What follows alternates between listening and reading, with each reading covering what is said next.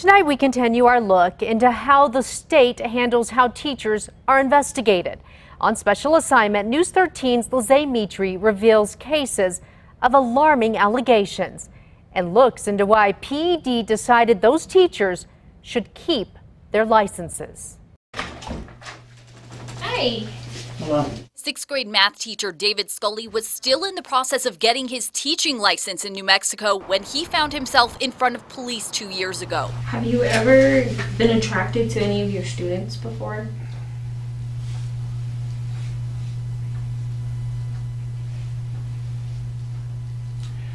Once again, there's a wide spectrum of attractiveness. The teacher at Chief Manuelito Middle School in Gallup was accused of showing inappropriate notes to an 11-year-old girl in class. One saying, "I love you, but please don't tell anyone yet." Another with, "Tell everyone you have a boyfriend now." After the student reported it, a custodian found those notes in Scully's classroom trash can. So what's your side of the story of this whole situation?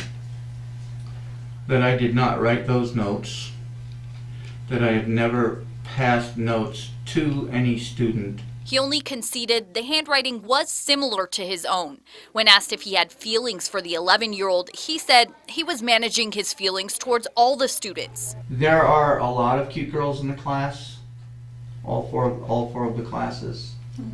And you just have to keep in mind that they're cute kids. Is the 11-year-old girl in his class a cute kid, the officer asked.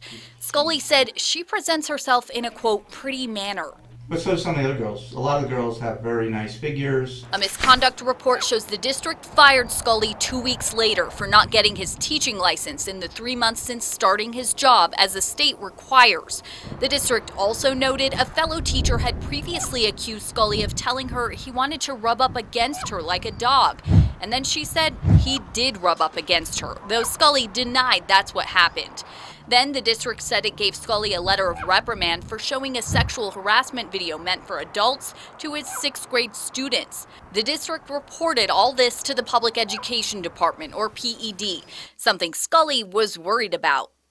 My credential, my job, my chance of ever getting another teaching job. But that's not what happened. PED still gave Scully his license and dismissed the ethics investigation against him. We asked PED Operations Director Chris Narkin, who oversees the Licensure Investigations Bureau, if PED's dismissal had anything to do with what happened in Scully's criminal investigation. In those cases where we are aware that there are potential law enforcement actions against an individual, we will take that into account when we can. Prosecutors dismissed Scully's criminal case because of an illegal search and seizure, while the DA's office and Gallup police wouldn't explain what they did wrong. Scully's attorney suspects investigators tried to search Scully's truck, which he lived out of at the time, without probable cause. But Narkin wouldn't say if any of that affected PED's investigation into ethical misconduct. In fact, Narkin wouldn't discuss PED's decisions on any specific cases.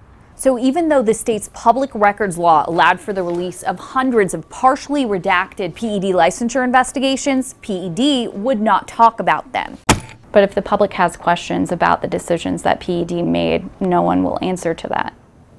I think in certain cases, when specific questions come through the public records request process, we can provide documentation that would indicate why a certain decision was made. Except PED couldn't give us any documents to show what happened to the case of a 4th grade teacher in Belen. The school district sent a misconduct report to PED that showed she was on paid leave. She had tested positive for alcohol on the job. It stated the teacher admitted she had wine in these containers, but said she, quote, doesn't drink it until the kids get on the bus. PED's online database shows she is still licensed to teach in New Mexico schools, so we wanted to know what PED's 2016 investigation turned up, but they wouldn't say.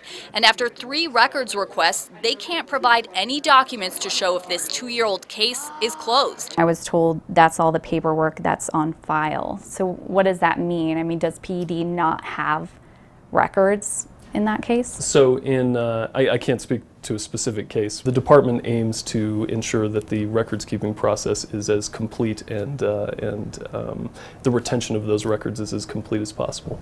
We did find records in a Clovis High School substitute teacher's case, but they actually raised more questions. A misconduct report to PED 2 years ago claimed the teacher sent these inappropriate messages to a Clovis High School student before the district fired her as an on-call sub and alerted CYFD. In a letter to the person who filed that misconduct report, PED didn't dispute the evidence, but it didn't take any action against the teacher either, saying the school should handle it. Online records show that substitute is still licensed to teach in New Mexico. Isn't there a concern about that teacher getting another teaching job at another school district? Like I said, I can't speak to the specifics of any given case. On special assignment, Lizzie Mitri, KRQE News 13. We did not name the teachers accused of misconduct who never faced criminal charges, but KRQE did try to reach all 3 teachers for comment by phone, email, or through their attorneys when possible. The incomplete records PED gave us since we started looking into this more than a year ago showed the department revoked 2 licenses in 2016 and 2017.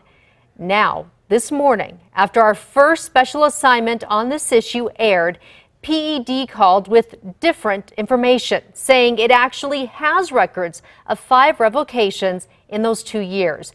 And the department points to a steep increase this year, saying it's revoked nearly 30 licenses so far.